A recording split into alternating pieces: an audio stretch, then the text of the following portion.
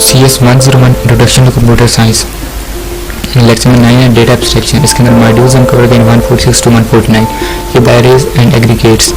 तो array basically rectangular block of data होते हैं। इसके अंदर जितनी भी एंटिटीज़ होती हैं ना वो सेम टाइप की होती हैं, और जो एग्रीगेट्स होते हैं उसमें जो एंटिटीज़ होती हैं वो डिफरेंट टाइप्स और साइजेस की होती हैं। ये मेन डिफरेंस है एरेज और एग्रीगेट्स के दरमियान, कि एरेज के अंदर एंटिटीज़ होती हैं वो सेम टाइप की होती हैं, जबकि एग्रीगेट्स के अंदर जो एंटिटीज़ होती हैं वो डिफरेंट टाइप की साइजेस की होती हैं। बाकी होते दोनों ब्लॉक ऑफ डेटा है, कि डेटा का जो ब्लॉक होता है रेक्टेंगुलर उसी को हम एरे भी कहते हैं और एग्रीगेट्स भी कहते हैं। नेक्स्ट है हमारे पास लिस्ट। फिर इसके आगे दो टाइप्स हैं लिस्ट की, स्टैक्स एंड क्यू। तो सबसे पहले हम लिस्ट करते हैं। ये another basic data structure is list, के पहले हमने जो एरे पढ़ा है वो भी डेटा स्ट्रक्चर की ही एक टाइप है, लिस्ट भी एक डेटा स्ट्रक्चर ही है। एरे भी डेटा स्ट्रक्चर है, लिस्ट भी डेटा स्ट्रक्चर है। इसके आगे दो टाइप्स हैं लिस्ट की, स्टैक एंड क्यू। अभी हम उसको पढ़े हैं, बाकी जो डेटा स्ट्रक्चर की टाइप्स हैं हम आगे पढ़ेंगे। सो लिस्ट में हम बताया गया कि कलेक्शन होता है एंटिटीज़ का एक सीक्वेंस के अंदर अरेंज किया जाता है।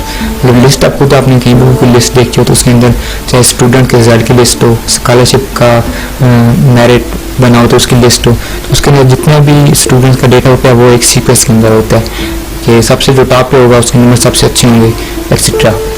तो जो बिगिनिंग होती है किसी भी लिस्ट की, जहाँ से लिस्ट स्टार्ट हो रही होती है उसको हम कहते हैं हेड, और जहाँ पे लिस्ट ख़त्म हो रही थी उसको हम कहते हैं टेल।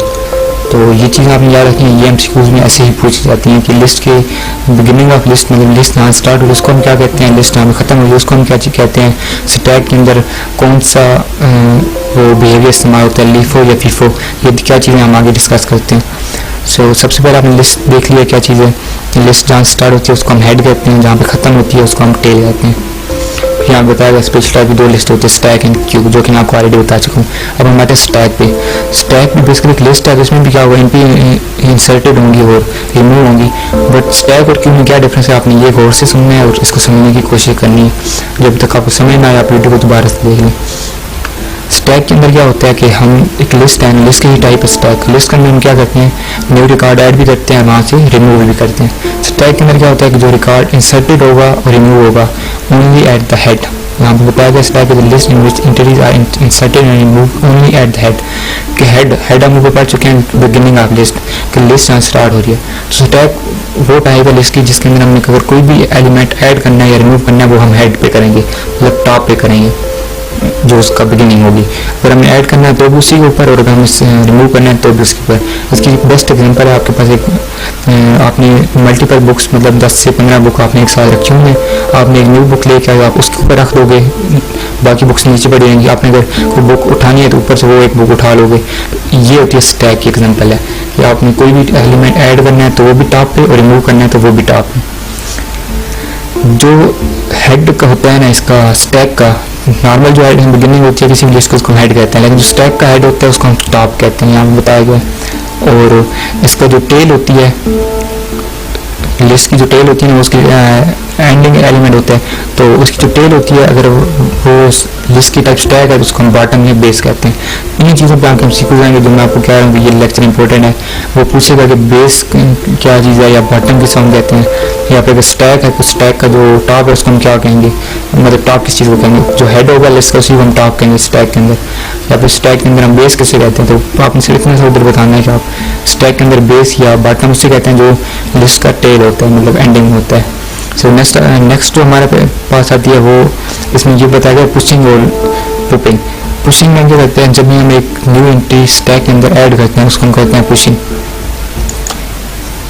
स्टैक के टॉप में हमने कोई भी एलिमेंट ऐड किया है उसको हमने कहा है पुशिंग। कोई एक एंट्री ऐड करने को हम पुशिंग कहते हैं स्टैक के टॉप पे, क्योंकि स्टैक के टॉप पर ही हम कोई भी एंट्री ऐड करेंगे या फिर रिमूव करेंगे। और removing entry from the top of stack is called popping. तो अगर आप कोई भी एंट्री स्टैक के अंदर इंसर्ट कर रहे हो टॉप पे तो उसको पुशिंग कहते हैं, और अगर आप रिमूव कर रहे हो तो उसको पॉपिंग कहते हैं। नेक्स्ट आता है यहाँ पे बताया गया उसका जो ऑब्जर्वेशन है कि जो बिहेवियर होता है स्टैक का वो होता है LIFO, last in first out. इसको शॉर्ट में हम कहते हैं लीफो। ये आपने अच्छे से याद करना है, इस पर बहुत ज़्यादा इंस्टीट्यूट पूछे जाते हैं आपके क्विज़ में, आपके फाइनल मिड टर्म के एग्ज़ाम में।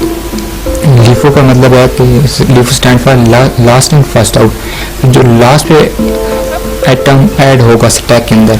मतलब आपने नीचे एक बुक रखी, दूसरी बुक ऊपर, तीसरी ऊपर, एंड आप 10 बुक्स एक साथ आपने रख दी 1 to 10, तो सबसे लास्ट में जो आपने बुक ऐड की थी वो थी 10 नंबर वाली। और जब आप ये बुक्स निकालोगे तो सबसे पहले आप 10 वाली निकालोगे, फिर 9, फिर 8, 7 एंड फिर लास्ट पे आप 1 वाली निकालोगे। ये होती है लास्ट इन, क्योंकि हमारी जो बुक नंबर 10 थी ना, जो सबसे ऊपर थी, वो हमारी लास्ट इन थी, वो सबसे लास्ट पे आई थी। लेकिन जब हम निकालेंगे तो फर्स्ट आउट, मतलब सबसे पहले वो निकलेगी। पुशिंग के टाइम पे हम जो चीज़ ऐड होती है वो फर्स्ट पे, वो लास्ट में निकलती है। और इस तरह पुशिंग में जो सबसे लास्ट पे इन होती है, मतलब लास्ट इन, तो वो जो जब हम आउट करते हैं तो फर्स्ट आउट वो होती है। तो स्टैक के में जो बिहेवियर इसका होता है, ये होता है LIFO, last in first out की। सबसे लास्ट पे जो चीज़ ऐड होगी वो सबसे निकालने के टाइम सबसे पहले वो निकलेगी। ये स्टैक का बिहेवियर है। नेक्स्ट है क्यू। तो इसके अंदर ये डिफरेंस है कि इसके अंदर जो एंटिटीज होती हैं removed only at the head, जो इसकी एंट्रीज ये होती हैं ना वो रिमूव हेड से होती हैं, लेकिन new entries inserted at the tail, मतलब एंडिंग जो होती है ना उधर से हम एंट्रीज इंसर्ट करते हैं या ऐड करते हैं, लेकिन जो एंट्रीज रिमूव होती हैं क्यू के अंदर वो टॉप से होती हैं, हेड से होती हैं। तो ये एक बेसिक डिफरेंस है स्टैक और क्यू के अंदर। ये दोनों लिस्ट की टाइप है। एक स्टैक के अंदर जो बिहेवियर होता है वो होता है लास्ट इन फर्स्ट आउट, कि जो एलिमेंट लास्ट पे ऐड होगा लिस्ट के अंदर, जब हम आउट करेंगे तो फर्स्ट पे वो आउट होगा। लेकिन क्यू में जो बिहेवियर यूज होता है वो होता है फर्स्ट इन फर्स्ट आउट, कि जो चीज़ पहले ऐड हुई है लिस्ट के अंदर वो पहले आउट भी होगी। फॉर एग्जाम्पल आप एक रो बनाते हो बैंक के अंदर या किसी भी जगह पर, तो वहाँ पर जो बंदा पहले आता है, फिर एक बंदा पहले आया, सेकंड, उसके पीछे third, so and so on.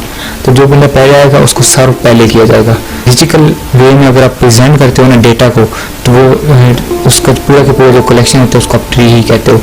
तो इसकी फिर आगे इसी तरह की छोटी छोटी टर्म्स आती हैं, जैसे हमने लिस्ट के अंदर पढ़ी थी स्टैक और क्यू, इसकी 2 टाइप। फिर आप आगे head, tail, top, pushing, bottom, ये इसकी टर्म्स थी। तो अब ट्री के अंदर भी इसी तरह हम चीज़ें पढ़ेंगे। Each position in tree is called node. अब नीचे मैं आपको एक नोड दिखाता हूँ।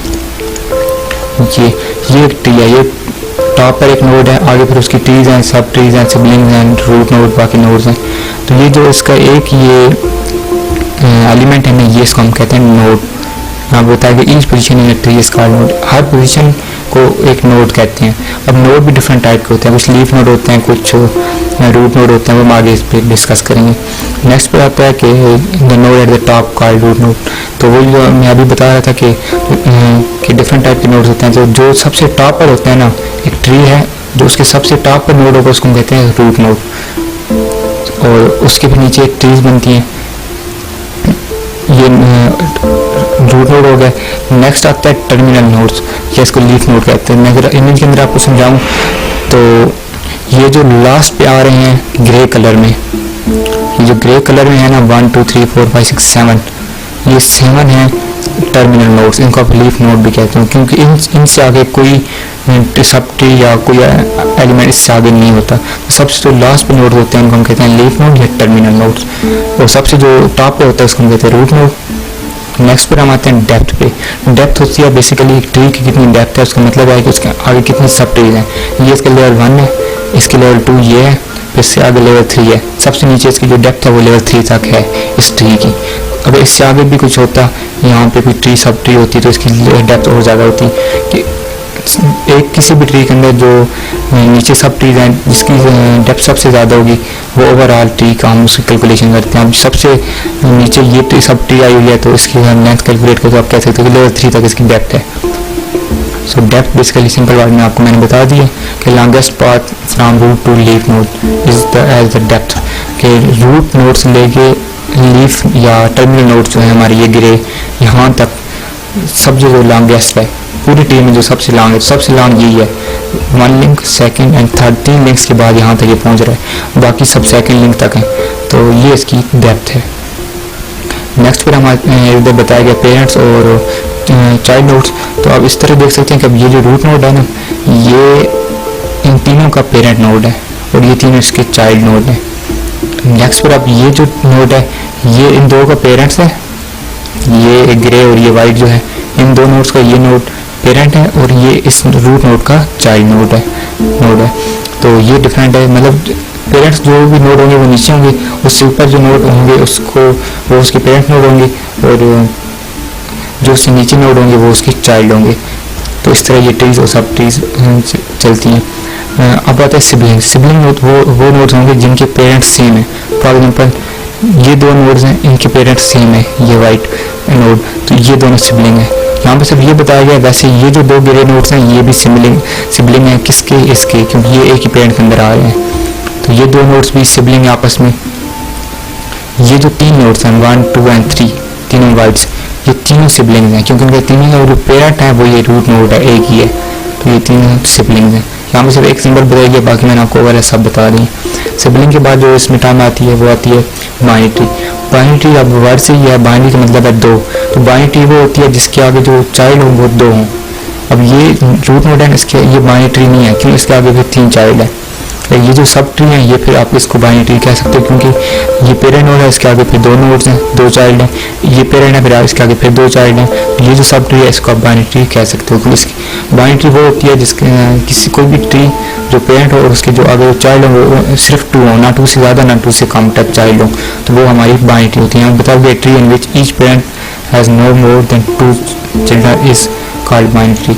तो ये बेसिकली बाइनरी ट्री नहीं है, क्योंकि ये आप जो रूट नोड है इसके आगे 3 चिल्ड्रन है। तो इसके अगर 2 चिल्ड्रंस नोड होते तो फिर ये बाइनरी ट्री बन सकती थी। नेक्स्ट यहाँ पे ब्रांच बताई गई है और sub tree. Sub tree basically ये अब हमारी ट्री है, इससे आगे जो भी ट्रीज बनेंगी वो सब ट्री होंगी। ये अब हमारी सब ट्री बनी, ये ग्रे कलर में हाईलाइट की गई है, क्योंकि इसके ये पेरेंट बन चुका है, इसके आगे फिर ये इसके 2 चाइल्ड हैं, फिर ये पेरेंट है, इसके 2 चाइल्ड हैं। ये भी अपने आप में एक ट्री है। तो ये जो ट्री है ये ओवरऑल ट्री की एक सब ट्री बन चुकी है इस टाइम पे। वो चाइल्ड नोड जो एक सब ट्री के अंदर एक रूट नोड बनता है, सबसे टॉप आता है, इसको हम कहते हैं एक ब्रांच। और फिर आगे इसके डिफरेंट चार टाइप्स हैं, मतलब लेफ्ट और राइट ब्रांच के। अब ये जो है ये लेफ्ट ब्रांच में आ रहा है, क्योंकि रूट नोड है, इससे लेफ्ट पे आके ये फिर आगे न्यू सब ट्री बनी है, न्यू ब्रांच बनी है, ये इसकी लेफ्ट ब्रांच बनेगी। अगर ये राइट साइड पे होता है इस रूट नोड के, तो ये राइट ब्रांच बनती। और लास्ट में जो हमारे यहाँ वो पॉइंटर्स, यहाँ पे सिर्फ सिंपल सी डेफिनेशन बताई है, बाकी जो पॉइंटर्स की डिटेल है वो आगे आने वाले सेमेस्टर में आप पढ़ोगे। और पॉइंटर पे प्रॉपर आप प्रोग्रामिंग भी करोगे, प्रोग्राम्स के अंदर पॉइंटर्स आप यूज़ भी करोगे।